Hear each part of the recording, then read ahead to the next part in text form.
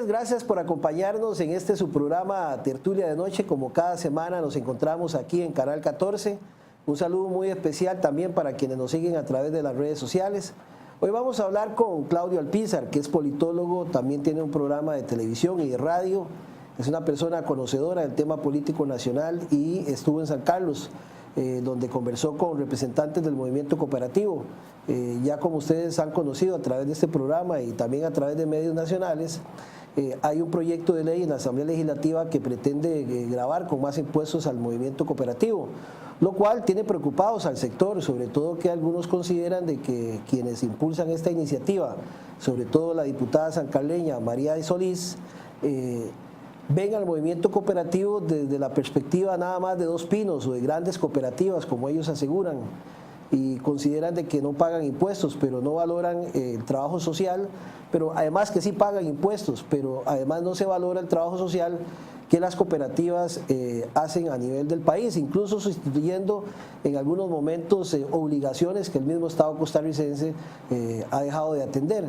Pues bien, eso es una discusión que hay en la Comisión de Asuntos Económicos que tendrá que votar el plenario a favor o en contra. Hay posiciones a favor y también hay posiciones en contra, y que en alguna medida tiene al movimiento cooperativo no solo reflexionando del tema también, sino que también a otros sectores, porque consideran de que romper al movimiento cooperativo o golpearlo de esta forma sería un golpe al sector social costarricense desde una perspectiva ideológica más hacia la tendencia economicista, un poco en un gobierno del Partido Acción Ciudadana que también comparte con el Partido Unidad Social Cristiana, sobre todo por la visión economicista que tiene su ministro de la Presidencia, don Rodolfo Pisa. Pues bien, esos son aspectos que tienen al sector cooperativo preocupados, y queremos un poco comentar con Claudio Alpizar sobre este tema. Ayer o esta semana estuvo reunido con el sector aquí en San Carlos, escuchando un poco también de qué opinan al respecto, y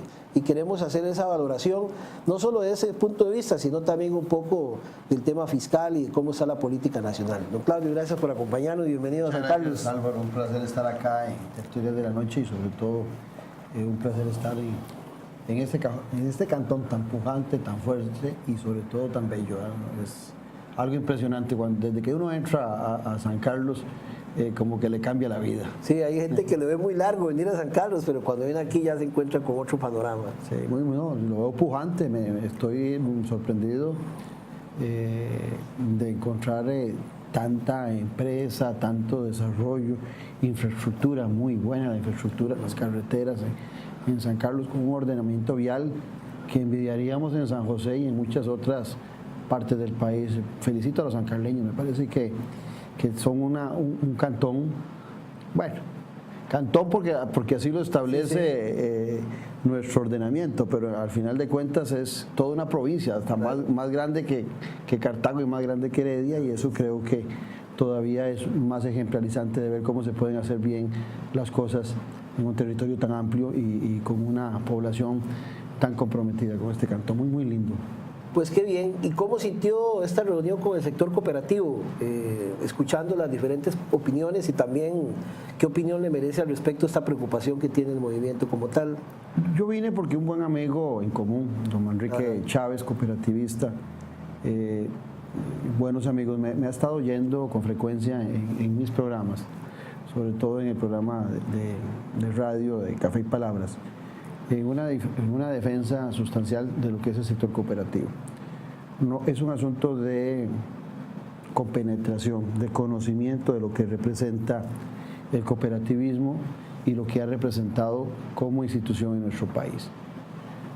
Nosotros los costarricenses, yo entre broma y serio siempre digo que en el ADN traemos un equilibrio entre el Estado y el mercado, entre lo individual y lo social, entre el desarrollo de lo individual y el desarrollo de lo social. ¿Por qué digo esto? Porque al final de cuentas creo que ese equilibrio, algunos dirán que que por mi pasión por el pensamiento ideológico socialdemócrata lo catalogo en nuestro país como tal. Yo creo que en el fondo, sin entrar a discusiones ideológicas, el costarricense es muy socialdemócrata, busca mucho el equilibrio, ¿verdad? Tenemos banca privada, pero cuidamos la banca estatal, le damos espacio a la salud privada, pero nos gusta cuidar a la joya más grande que tenemos, que es la Caja Costarricense de Seguro Social. Entonces, como que siempre en educación igual, universidades y escuelas y colegios privados, pero también estamos constantemente preocupados por la educación pública. ¿Por qué te hago esta larga introducción, Álvaro? Porque resulta que dentro del marco de ese desarrollo, por más de 75 años, nosotros hemos tenido una institucionalidad que es el cooperativismo, que le ha permitido a muchas zonas del país, algunas abandonadas por falta de recursos desde el gobierno central, otras por desconocimiento de las realidades de cada zona, ha permitido que el cooperativismo, que es esa posibilidad de que la acción individual se agrupe para generar una relación social importante y grupal, le haya permitido a estas zonas lograr desarrollos importantes. Vos lo planteabas muy bien ahora cuando decías que hay una visión economicista. Yo he venido con una tesis en mis exposiciones de que nosotros, la gran fortaleza de este país fue priorizar la democracia social sobre cualquier otro tipo de democracia. Y hoy pareciera que nuestras autoridades de gobierno, nuestros políticos, priorizan la visión economicista. Inclusive recuerdo que alguna vez un presidente de la República con esa visión economicista, a quien respeto y aprecio, don Miguel Ángel Rodríguez, en alguna ocasión dijo que la mejor política social era una buena política económica. Yo no comparto eso. No. Creyendo que las dos... Es la teoría de que hasta que se llene el vaso y se derrame, le toquen a los demás. Lo que pasa es que el vaso nunca se derrama. Sí, así es. Sí. Entonces, cuando vuelvo a la consulta tuya sobre el cooperativismo, viendo que en este cantón inmensamente grande por su tamaño para nuestro país, viendo el desarrollo que ha tenido y sabiendo que hay cientos de cooperativas, uno se da cuenta y se sorprende de cómo puede ser atacada una institución que en todo el país, pero refiriéndolo principalmente a San Carlos por la experiencia de estos días, cómo puede ser que desde la Asamblea Legislativa y ante la indiferencia de autoridades en el Poder Ejecutivo se esté atacando a una institución que ha sido generadora de recursos para el Estado, que ha aceptado inclusive que le aumenten los impuestos sobre renta paulatinamente en el famoso paquete fiscal en el 20580, y que además de eso pareciera que ahora, a sabiendas de que ha sido exitoso, pero olvidando de que hace una gran labor social, el Ministerio de Hacienda le ha puesto los ojos. Pero lo más interesante de eso, Álvaro, es que le ponen los ojos porque encuentran que como es un sector exitoso, desde ahí se pueden captar recursos para solventar las falencias de los mismos en el Poder Central, en el Poder Ejecutivo. Cuando el Poder Ejecutivo, desde muchos otros espacios, podría estar captando impuestos de otras actividades que son muy lucrativas, que no distribuyen excedentes, sino que generan utilidades, pero se concentran en algo que tiene las cooperativas, que tiene una visión, Álvaro, que a mí me parece que es fundamental. El cooperativismo une tres elementos que han sido fundamentales en el desarrollo de este país, que este es un país exitoso, que algunos lo tratan de bajarle el perfil para maltratarlos, pero este es un país exitoso. Nuestra visión siempre fue tener una economía exitosa.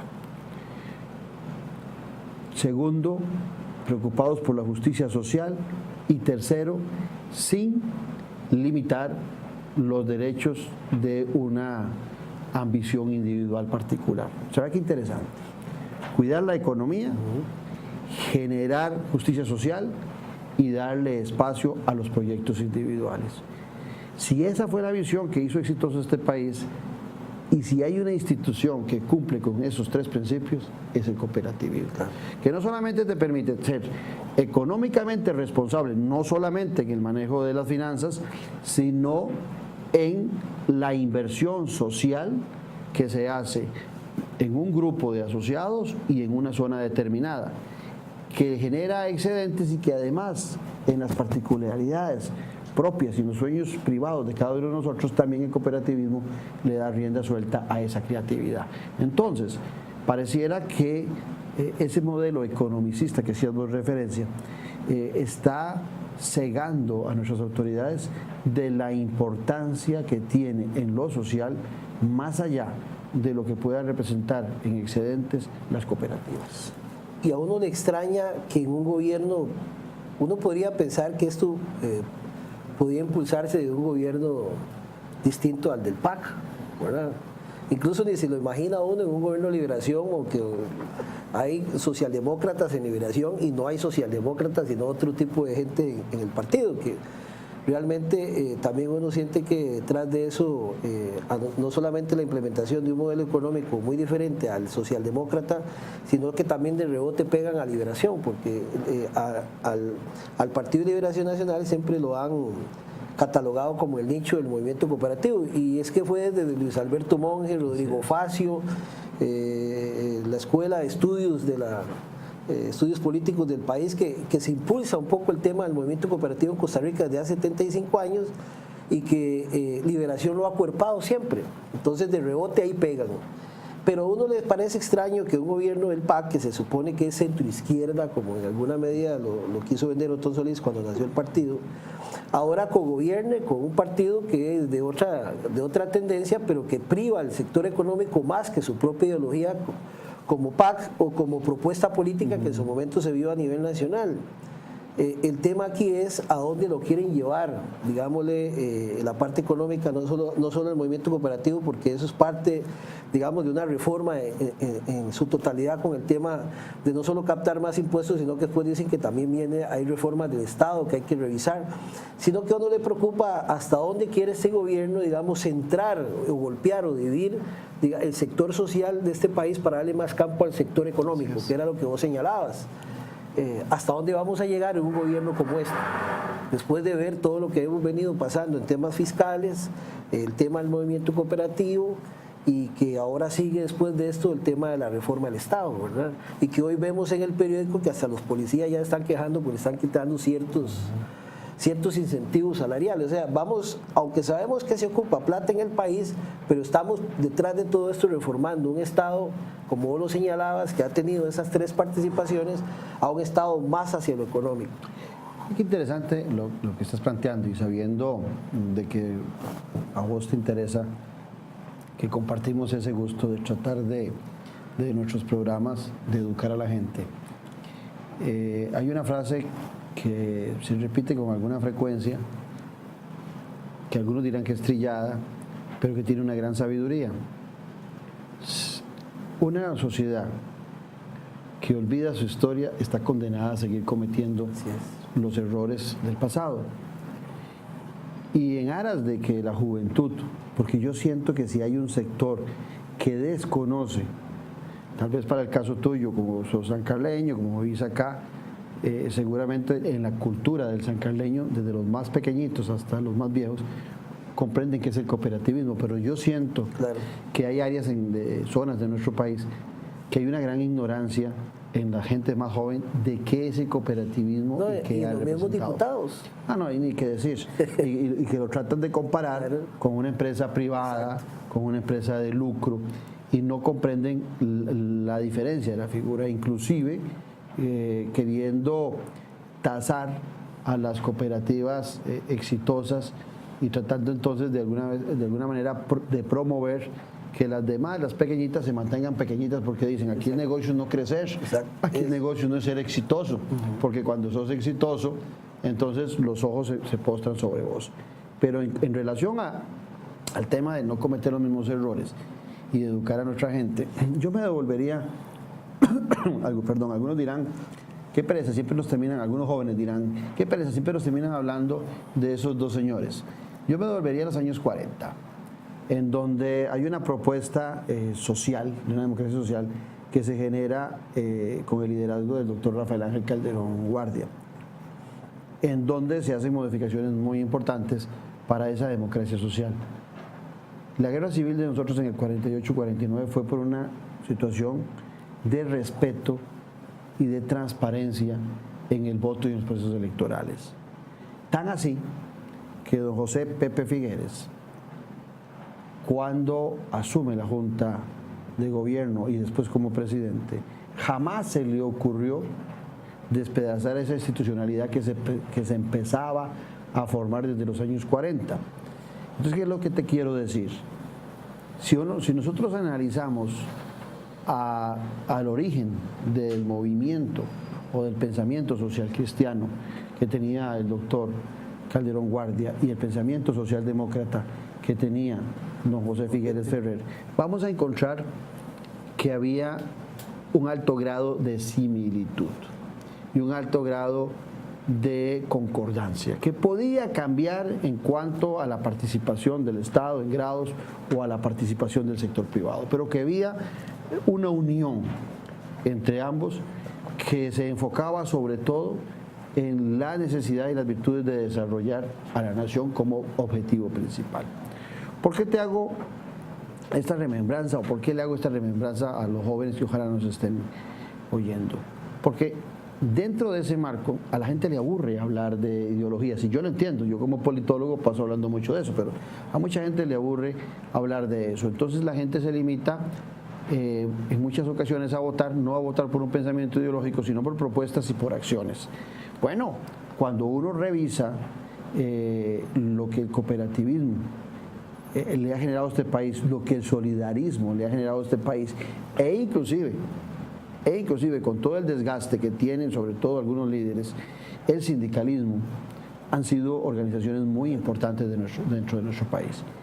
Pero resulta que vos hablabas ahora del Partido de Acción Ciudadana. Yo te puedo decir como analista político, como politólogo, que el Partido de Acción Ciudadana nunca tuvo ideología, que siempre fue un partido que se nutrió en las coyunturas de algún movimiento, de algún pensamiento, como para justificar una visión ideológica, pero que lo que siempre tuvo como bandera, y que ya esa bandera está bastante desgastada porque en el gobierno pasado se les desgastó el tema de la moral y de la ética, claro. Quedaron muchas dudas alrededor de eso. Más bien creo que en algún momento el Partido de Acción Ciudadana le hace mucho daño a la sociedad a la hora de vender a todas las clases políticas como corrupta, y eso tiene en horas bajas el aprecio ciudadano sobre la política y el aprecio ciudadano sobre los políticos. Si a Álvaro... Y a ellos mismos se les bajó ahora, claro. O sea, ellos se les hizo un boomerang su crítica. Por supuesto, fíjate que Álvaro es muy respetado en el Canal 14, con tertulias de noche, y la gente dice, qué bueno Álvaro, que Álvaro más neutral. Con todas las calidades como persona que vos tenés, mañana decidís vos que vos querés compenetrarte con San Carlos, que querés participar de los procesos electorales de regidores o de alcaldías, o que querés ser diputado. Inmediatamente que Álvaro toma esa decisión, la gente dice, mira, era un corrupto más. O sea, el simple hecho de que un ciudadano que tenga compromiso, que quiera comprometerse con la política, quiera hacer acción política, es la forma de descartarlo. Pero bien, volvamos al tema de las ideologías. Resulta que ahora uno no sabe si los partidos políticos nuestros son socialdemócratas, socialcristianos o son socialcretinos. Al final de cuentas pareciera que esa es la ideología que en los últimos tiempos más han encarado los políticos, ser socialcretinos, ¿verdad? Decirle a la gente en campaña electoral algo. O temporal social, le llamo yo a la pasada campaña, en el sentido de que de un mes a otro cambia todo, es un tema temporal nada más. Para buscar el voto. Exacto. ¿Sí? Pero entonces el ciudadano empieza a desilusionarse de la política. Yo le decía a los amigos cooperativistas el día que conversé con ellos aquí en San Carlos, que en muchas ocasiones nosotros valoramos mucho como costarricenses a la democracia y menospreciamos a la política. Y la política es la madre de la democracia, no es al revés. Una sociedad cuando permite la diversidad de criterios, la diversidad de participación, la diversidad de pensamiento, la diversidad de proyectos, pero tiene también una línea en común que le conviene a todos, se embaraza esa sociedad. Y esa sociedad que va a parir la democracia, porque claro, cuando hay libertades políticas, hay posibilidades de sistema democrático. Dentro de ese mismo marco se desarrolló el cooperativismo. El cooperativismo tiene infinidad de posibilidades para desarrollarse en cualquier área social, en cualquier área económica. Sí. Y paralelamente, la mayor virtud que yo encuentro en esta institución es el que genera solidaridad y justicia social. Si nosotros empezamos a golpear instituciones que han llevado a Costa Rica a ser uno de los países más exitosos, en esa misma medida vamos a menoscabar nuestra democracia y nuestro sistema, que estamos en vacas flacas, que hay críticas ciudadanas sobre el ejercicio del poder que hacen los políticos, sobre cómo funcionan los partidos políticos nuestros, que hoy desgraciadamente son más franquicias electorales que verdaderos partidos políticos, estamos de acuerdo. Pero no porque algunas cosas caminen mal, tenemos que buscar golpear toda la institucionalidad. Ciertamente, a veces algunos hombres o algunas mujeres fallan en el ejercicio del gobierno en una cooperativa, en un sindicato, en un partido político, en un ministerio, en la asamblea legislativa, pero no por eso Hay que quemar hay que quemarlo. Los ingleses tienen una frase que traducida, que es muy interesante, que traducida al español dice, palabras más, palabras menos, que cuidado, por botar el agua sucia, botas al bebé.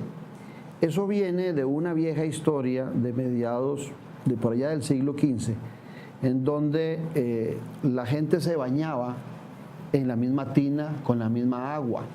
Y como en aquellos tiempos, dichosamente eso cambió, lo importante eran los hombres. Primero se bañaban los hombres de acuerdo a su edad, después las mujeres de acuerdo a su edad, y los últimos que se bañaban eran los niños.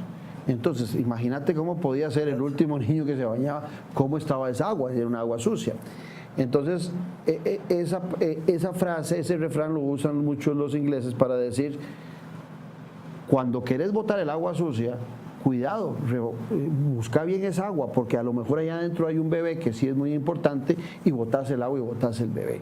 Nosotros los costarricenses, dentro de ese marco de la suciedad que se ha generado en las aguas de la política, parece que en muchas ocasiones queremos votar nuestra democracia y la institucionalidad de cosas importantes, y una de esas es el cooperativismo.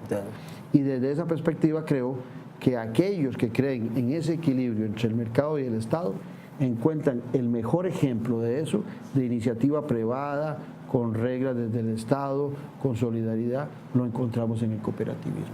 Ahora, en estos temas de impulsar todas estas reformas que pretende el gobierno, uno ve como dos caras. Por un lado ve todo, digamos, el show más mediático y más de masas, que es todo el tema del pronunciamiento de la Comisión Interamericana de Derechos Humanos sobre el matrimonio gay, toda la discusión en la Asamblea Legislativa sobre si deben plata o no los partidos. Digamos, ahí hay ahí hay un Carlos Alvarado muy metido en ese tema.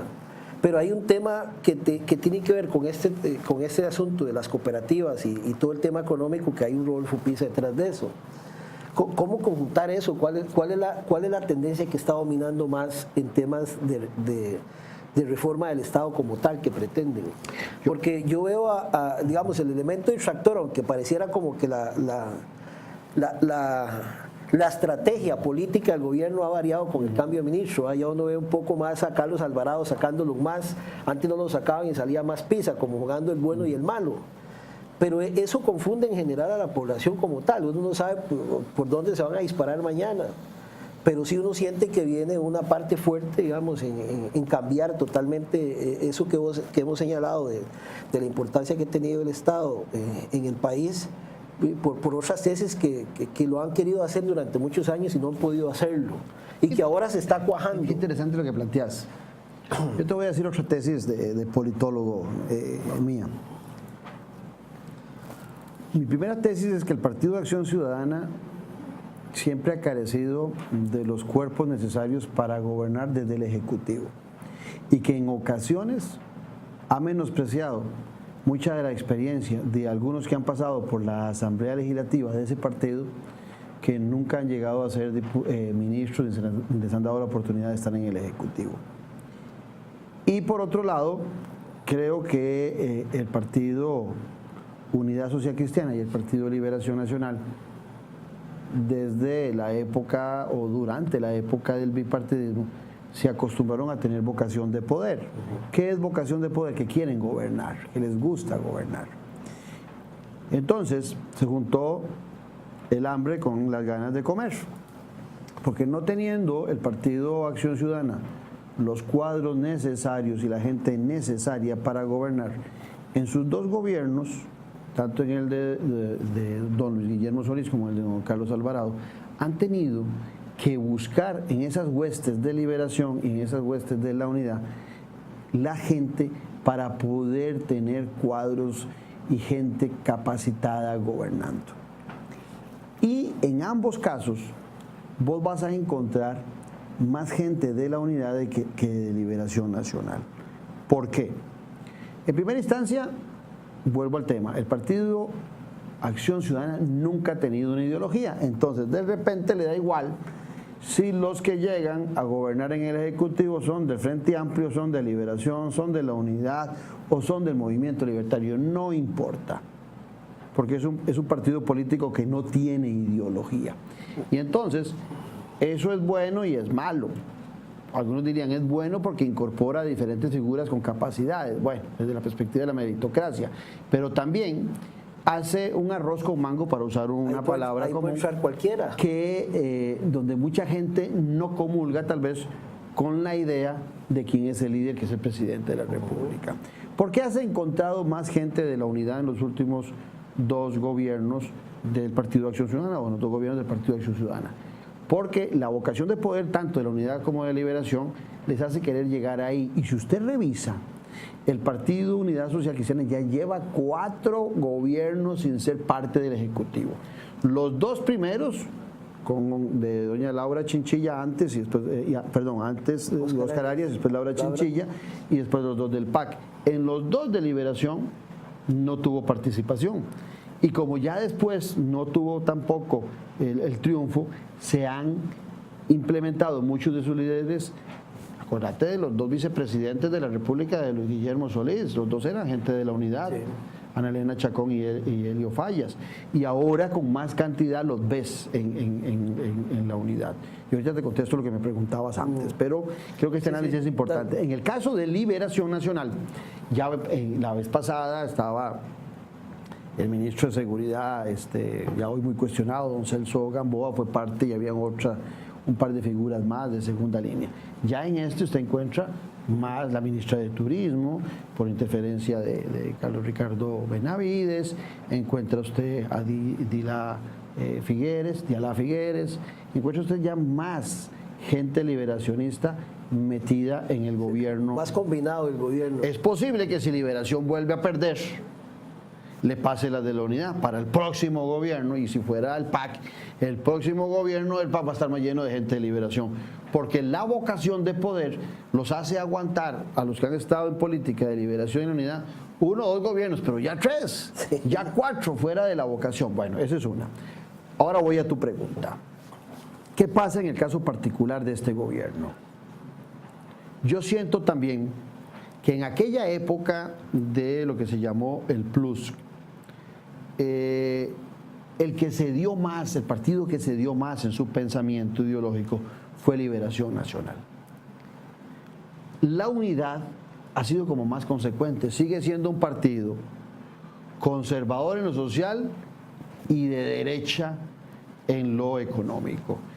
Y ahí el Partido Liberación Nacional, cuando se da este proceso, sobre todo en los años 90, es el que más se transfigura y deja de ser socialdemócrata en el buen sentido del término. Claro, modernizarse porque los tiempos cambian, estamos totalmente de acuerdo. Seguir siendo una tercera vía que condense el mercado con un poco el Estado. La tesis de socialdemócratas alemanas era lo que exactamente traía Oscar Arias en su momento.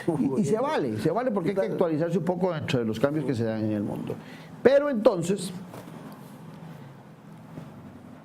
el Partido Unidad sufre más ese desgaste y esa posibilidad de acceder al poder en el Ejecutivo, inclusive en la cantidad de diputados, porque sus dos presidentes, don Miguel Ángel Rodríguez y don Rafael Ángel, cuestionados en la cárcel, en algún momento le pasan una factura grande a ese partido. No lo mismo le sucedió a Liberación Nacional, por los motivos que hayan sido, pero no le sucedió a Liberación Nacional. Sin embargo, sí tuvo un decrecimiento en el aprecio ciudadano. Ya en el gobierno de don Carlos Alvarado, usted encuentra una veta muy fuerte, y lo más interesante es esto, una veta muy fuerte de gente de la Unidad Social Cristiana, de ese pensamiento de conservadores en lo social y abiertos en lo económico, los encuentra en este gobierno. El equipo económico de don Carlos Alvarado es un equipo económico del Partido Unidad Social Cristiana.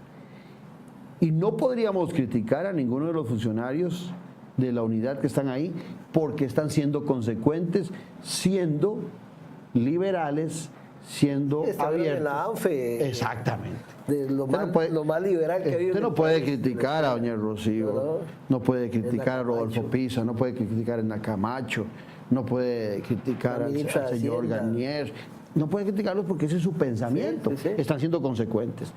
¿Sobre quién cae la crítica? Sobre el presidente de la República y sobre algunos de sus colaboradores que desde la perspectiva del PAC se vendieron con un pensamiento social y económico. Claudio, se lo come le da al presidente. Es que yo, digamos, yo no sé si es mi apreciación, pero yo lo veo en cosas más light al presidente. Lo veo más en cositas ahí y a Rodolfo Pisa lo veo como ejerciendo como un presidente. Ahí lo veo como el chiquillo que anda ahí en las varas de los conciertos y todo el tema de si me caso o no me caso con el mismo sexo. Ahí lo veo yo en eso, digamos, no le veo esa personalidad del gobernante. No sé si eso fue lo que vio la población que tenemos tan joven electoral ahora en el país o qué, pero eso a mí me preocupa. ¿Y sabe por qué me preocupa? Porque dirán los televidentes, bueno, y tuve que ir a Claudio Alpizar y Álvaro, que al final, ¿qué es lo que persigue este gobierno? ¿Qué es lo que todos los días se pregunta uno? Porque uno habla de todo y al final uno dice, bueno, pero al final, ¿qué es lo que quiere Carlos Alvarado lograr en 4 años? Ese es un temazo, yo que se me decían como 3 programas acá, pero fíjate que con todo respeto para todos, especialmente para los jóvenes, y los jóvenes que nos están viendo, que piensen en sus padres. Los padres normalmente pasan diciéndole a los hijos, los pasan frenando en algunos momentos, porque cuando uno está joven, y vos, yo y muchos de nuestras edades y demás edades, fuimos jóvenes también en algún momento. Claro, sí. Y sabemos que dentro del marco de la juventud cometemos errores porque a veces somos muy impulsivos, ¿verdad? Y que también dentro del marco de esa fuerza que llena la juventud, en ocasiones nos falta prudencia y nos falta experiencia. La empresa más grande que se le puede dar a un ser humano para su gestión es un país. Y si vos no has tenido la oportunidad de estar comiendo zacate, como se dice popularmente, en algunas actividades que te empiecen a formar y de repente te dan la institución más grande, eso puede ser todo un riesgo para un país y todo un reto sin capacidad para quien lo asuma. No digo que el presidente Carlos Alvarado no tenga la preparación y no tenga las capacidades. Lo que estoy diciendo es que no tiene la experiencia de vida que es fundamental. Pero no es solo Carlos Alvarado. Lo vemos en Francia con el presidente Macron, Sí. que llegó con una gran popularidad, igual ganó cuando nadie esperaba, surgió de repente, y también con 30 y pico de años le dieron una responsabilidad muy grande y sobre todo, en este caso estamos hablando de una potencia, como es el caso de Francia. Pero En España también es muy joven. Pero el problema se ha generado porque ante las debilidades de nuestros partidos políticos, ante las carencias de nuestros políticos, ante la no participación de la gente en la política y la desilusión del votante en la política, hay atractivos sobre figuras nuevas. Pero el votante tiene que tener la responsabilidad no solamente de fijarse en la figura nueva, porque es nueva, sino que también tiene la responsabilidad de fijarse si tiene la madurez, si tiene la preparación y si ha estudiado los problemas nacionales para generar un liderazgo desde la función principal para dirigir a la institución más grande en cualquier país, que es el Estado. A uno lo que le preocupa también es que el electorado pareciera como que a veces no se fija en eso, porque en esta última elección privó más si iban a quitar el 2 de agosto para ir a ver la negrita y ese tipo de cosas, que si eso comienza a generar tendencia a elección política, uno podría decir de que, ¿cómo se llama? Fabricio Alvarado podría ser el próximo presidente, porque uno no ve ni figura ni en Liberación, y me parece que, bueno, habría que esperar a ver cómo resulta la unidad desgastada en este mismo gobierno, pero uno podría decir de que Fabricio podría llegar a ser presidente bajo las mismas tendencias de criterio político con que se eligieron a Carlos Pero qué Alvarado. bueno, porque estás obligando vos, o me estás obligando a mí, a llamar a la responsabilidad del votante. Es que ese es el tema. Porque normalmente el votante es muy crítico con el político, pero es muy suave en hacer una autocrítica de cómo ejerció su voto y por quién lo ejerció. Fíjate que en esta experiencia de estos días, de esta visita a tu cantón, a San Carlos, uno entra acá y encuentra a todos los bancos del Estado y bancos privados, fíjate bien, no con una agencita así de escritorio y puerta, no, agencias realmente grandes. Encontrás a todas las compañías de automóviles con grandes exhibiciones del mismo de tamaño que ve uno en la Uruca o en la Sabana. Entonces uno ve un cantón pujante. En los Estados Unidos hay un fenómeno que se llama votar con los pies. ¿Qué significa eso? 50 estados de los Estados Unidos de América, el votante norteamericano se empieza a dar, por poner un ejemplo loco, se empieza a dar cuenta que se vive mejor en Texas pagando menos impuestos o pagando los mismos impuestos que en California, que hay más seguridad, que hay más fuentes de trabajo, que hay mejores carreteras. Entonces la gente empieza a votar con los pies. ¿Qué quiere decir? Empieza a emigrar y dice, mira, yo vivo en los Estados Unidos, pero no estoy obligado a vivir en California. Voy para Texas, se vive mejor, hay más garantías, el gobierno es mejor.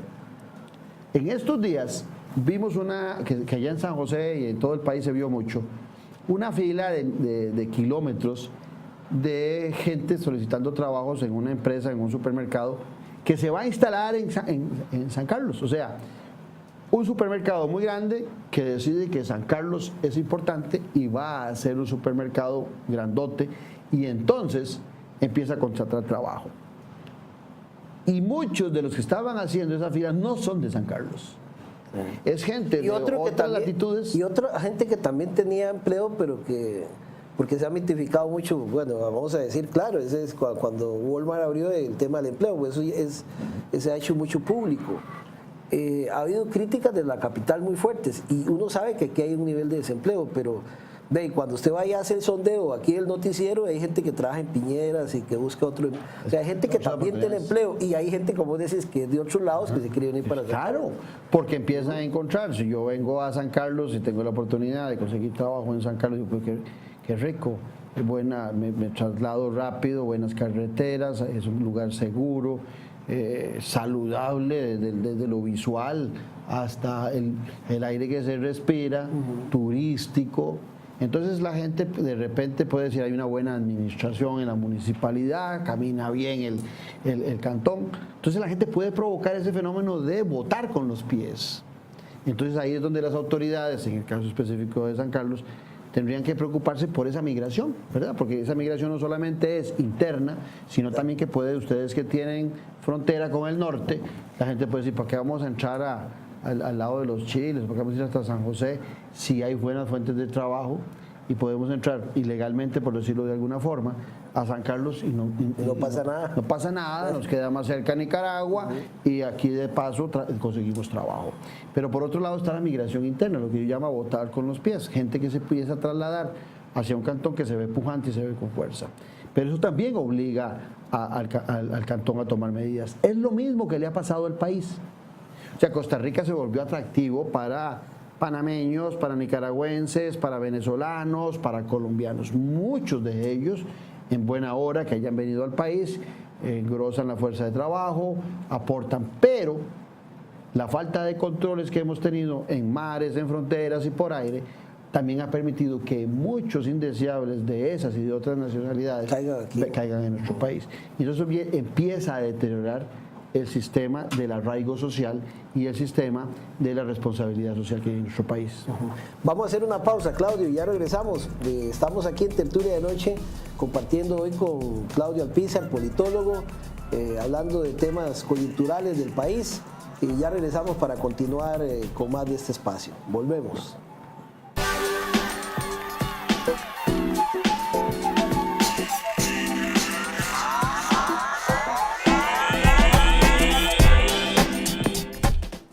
Bien, seguimos compartiendo con Claudio Alpizar, politólogo, en esta tertulia de noche. Bueno, Claudio, vamos haciendo algunas conclusiones. En términos generales, para hablar de este proyecto que pretenden cobrarle más impuestos a las cooperativas, ¿qué futuro le ve usted? Pienso que en los últimos días el movimiento cooperativo ha tenido una reacción importante en medios y en acceso a quienes tienen que tomar la decisión del voto, que son los diputados en la Asamblea Legislativa. Y hay diputados que tal vez dentro del marco de la falta de conocimiento han empezado a ilustrarse sobre qué representa el cooperativismo. Algunos partidos se formaron con el cooperativismo como parte sustancial de ellos, como fue el caso de Liberación Nacional. En algún momento los cooperativistas, igual que sindicalistas... Qué raro era Carlos Ricardo Benavides, muy a favor de grabar a las cooperativas. A eso quería llegar. Entonces, muchos de estos partidos veían eso como importante. El PAC después los trató de encandilar y enamorar a algunos de estos sectores, y ya hoy por hoy, dentro de la gestión de Carlos Alvarado, estos sectores se han dado cuenta con claridad que tampoco son apreciados en el Partido de Acción Ciudadana. Y estos grupos importantes de nuestra sociedad andan buscando, por supuesto, que algunos partidos se interesen por ellos. Vos lo decías hace un rato, si estos grupos buscaran al movimiento libertario o a Libertad Progresista del IFENSAID, o buscaran a la Unidad Social Cristiana, seguramente van a ser de oídos sordos, porque no es un tema que les atraiga. Pero otros partidos que sí tienen una sensibilidad social o que tienen un pensamiento ideológico más cercano a ellos podrían colaborar. Yo en los últimos días he visto algunos diputados del Partido Restauración Nacional, otros de Liberación Nacional y unos poquitos del PAC, como que han reaccionado ante la importancia de la labor social y de desarrollo. Por ejemplo, este cantón, que es el más grande de los 82 cantones del país, que yo no sé si el televidente fuera de San Carlos lo sabrá, que San Carlos es más grande que toda la provincia de Heredia, que es más grande que toda la provincia de Cartago, logra estar electrificado casi a un 100% gracias a Copelesca, ¿verdad? Y que aparte de eso logra también desarrollar con otras cooperativas enlaces importantes que no solamente generan empleo, sino que le dan una mano a instituciones como Acueductos Alcantarillados, a instituciones como LICE, a instituciones de telefonía celular, de televisión por cable, de internet, si le dan una mano para poder distribuir eso que a una sola institución se le complicaría. Aquí estamos ante otro elemento que es fundamental. Las cooperativas, como tienen un equilibrio entre lo estatal y la iniciativa privada, han permitido también en muchas zonas del país una descentralización de la acción que le corresponde al sector público. Así es. Pero con una gran ventaja: no encareciendo los servicios, todo lo contrario, y haciendo inversiones que seguramente algunas empresas privadas dirían: qué pereza en San Carlos llevar internet hasta la frontera norte o la luz, qué aburrido, si ahí eso no deja plata. Bueno, esa misma filosofía fue la que tuvo en sus orígenes el ICE. Pasabas, ibas hacia el norte y veías un bombillo y decían, y un teléfono fijo, una cabinita de teléfono, ahí decían, qué inversión más grande. Y aquí, mientras se llena el tarrito ese de monedas de 50 pesos para el teléfono, es más caro el servicio, pero eso se llama solidaridad. Bueno, entonces yo siento que en los últimos días el movimiento cooperativo ha tenido un poquito más de acción en cuanto a poner en claridad ante los tomadores de decisión qué representa el cooperativismo. Pero creo también que programas como el tuyo y esto que estamos hablando también son fundamentales para más allá, en el caso tuyo particular de San Carlos, que los que nos están viendo fuera de San Carlos comprendan la función social, que el cooperativismo no es una empresa privada de lucro. No.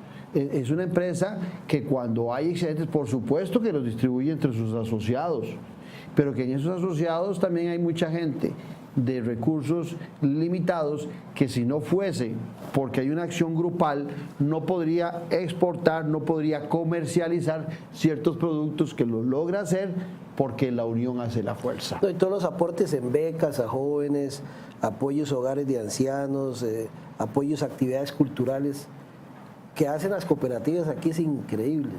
Pero como vos decías, en San José a veces la visión del cooperativismo es golpear a dos pinos.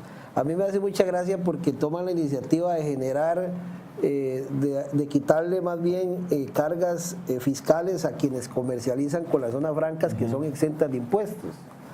Y quieren golpear a dos pinos. Uno no entiende eso, dice, pero ¿cómo no pagan impuestos? Pero la zona franca no pagan impuestos, generan empleo. ¿Cuánto genera empleo Dos Pinos? Solidarismo. ¿Y cuánto significa toda la producción que Dos Pinos tiene alrededor del país? En una zona franca no la concentran, ahí en Cartago, pero está en Upala, están los chiles, la gente compra ahí, paga la luz ahí, le compra el supermercado ahí, sus hijos estudian ahí, todo lo hacen ahí. La repartición de la riqueza se queda en el país, mientras que una zona franca produce ahí empleo y lo demás se lo lleva. Claro, yo te voy a decir una cosa. Y la gente defiende que a ellos se les sigan dando beneficios, pero matemos a Dos Pinos. Pero voy a decir por qué. Es muy sencillo. Es un negocio. O sea, Dos Pinos. Claro, se la compra para Malato, una acción nacional. Ah, ese es el negocio. Ahí está. Miren, yo no sé si a vos te pasa. Yo combino las compras de mi hogar con mi esposa. Yo frecuentemente voy y solo a hacer el diario en mi casa. Qué lindísimo voy al hacerlo. supermercado. A ver. Entonces yo he aprendido a fijarme en precios y en peso cuando compro un producto. En mi casa la mayoría de los productos tienen que ser muy saludables y light, porque el único gordo soy yo. Ya en adelante mis hijas y mi esposa se cuidan mucho. Yo le puedo asegurar a usted que cuando yo compro el jugo de naranja natural, cuando compro el queso, cuando compro queso crema, la natilla, la mantequilla, los mejores precios me los da Mira Dos Pinos. Sí. Con cualquier otra empresa, y hay varias a la vez. Entonces, ¿qué quiero decirte con eso? Cuando yo compro un producto de eso, no solamente estoy beneficiándome yo con un producto muy bueno y de mejor precio, sino que lo que yo estoy comprando se distribuye en excedentes entre cientos, miles de productores de leche del país. Entonces, tal vez muchos no nos damos cuenta en el ejercicio y en la labor social que estamos haciendo comprando algo pequeño. Igual pasa si yo tengo un servicio de internet, un servicio de telefonía, de televisión por cable de una compañía como Copelesca. Pero aquí adicionalmente a eso, usted viaja en bus en Coparrac, que es una cooperativa, compra pan en Copepan, que es una cooperativa. Todas esas cooperativas le aportan a Orcosón para que tenga cooperativas escolares, apoya cooperativas de mujeres, digamos. Hay lo que llama un autodesarrollo interno del movimiento cooperativo en esta región que hace que incluso esta zona sea distinta. Si esto sucediera, por ejemplo, en Limón, que son sectores que han crecido más con enclaves bananeros y que la gente es un poco más individualizada, le aseguro que esa provincia fuera un poco diferente, aunque el movimiento cooperativo ahí está creciendo, pero eso hace que la gente sea diferente. El caso y además, de Victoria en Grecia. No, las zonas donde hay cooperativas, estudios que ha hecho el INCAE demuestra de que la economía se dinamiza más y la sociedad es diferente y económicamente distinta de esa parte que en otros lugares donde no Pero la hay. te voy a, ya se nos está yendo el tiempo, Sí. te voy a decir una idea que a mí me parece que nunca se analizó y que hubiera sido exitosa para esta zona. La explotación del oro en Cruzitas bajo la figura de la cooperativa. En Avangares hay cooperativas de mineros, claro, están muy maltratadas por nuestras políticas públicas, no se les ha dado los espacios, pero el desarrollo de la explotación del oro en aquella zona se hizo con cooperativas. ¿Por qué no intentar en una zona riquísima en oro? Ya sabemos que hay oro y crucitas, mira, la guerra del oro, las luchas por el oro, la fiebre del oro, sabiendo que hay, eso nadie lo va a detener. Nadie. Y si no lo desarrollamos, los costarricenses vendrán de otras latitudes a desarrollarlo mal, a robárselo para beneficiar otras latitudes. No podemos tener a una zona abandonada con precariedad de trabajo y demás, sentados en un cofre lleno de oro. Cuchis y Pocosol son los distritos más pobres del Hay que buscar. y del país. Y entonces, que la industria es infinita y que los canadienses, bueno, busquemos cómo unas cooperativas pudieran desarrollar en una forma amigable. Y te voy a decir una cosa, una forma amigable con el medio ambiente. Aquí también hay un tema que hay que ponerlo claro. Hay países como Noruega que están calificados a nivel mundial como más amigables y más responsables que el medio ambiente que Costa Rica. Y explotan petróleo y explotan otros recursos minerales en una forma responsable. Fíjate que en el caso de Noruega, Noruega explota el petróleo y todo el petróleo y la gasolina que producen la exportan y los beneficios que le produce la invierten en energías limpias para su transporte público, para sus automóviles. Entonces le venden a otros, pero lo que reciben sus ciudadanos es un beneficio social. Entonces Costa Rica tiene toda la oportunidad para poder hacer cosas interesantes. Decía un buen amigo mío, ya que Dios goce, Pierre Thomas Claudet, que era un filósofo que suena muy sofisticado, pero era compañero mío de trabajo en la Universidad de Costa Rica. Decía que todo está inventado, que lo que hay que hacer es buenos copiones. Entonces veamos a Noruega, copiemos algo de ellos. En un minuto, ¿qué esperamos de ese gobierno? Bueno, yo esperaría una reacción, sobre todo en el tema de la solidaridad social, que se limite un poco la visión economicista que ha estado promoviendo y que me imagino que el presidente de la República está de acuerdo porque lo ha dejado que se promueva de su gobierno, y que piense cuando ve esas largas filas de empleos, cuando ve la preocupación por la inseguridad, cuando ve la preocupación de la gente que disminuye su matrícula en universidades privadas ante las carencias de recursos, que el presidente piense que hay una peligrosa tranquilidad en el país. Una tranquilidad que en el fondo genera una gran inestabilidad social si no es atendida a tiempo. Muy bien. Claudio, muchas gracias. No, hombre, a vos, qué placer. Muy amable por compartir con nosotros esta tertulia de anoche a través de Canal 14. Esperamos que les haya gustado el programa. Recuerden que tertulia de noche son los miércoles a las 9 de la noche con repetición los domingos a las 6 de la tarde. Nos vemos la próxima semana. Muchas gracias y que la pasen bien.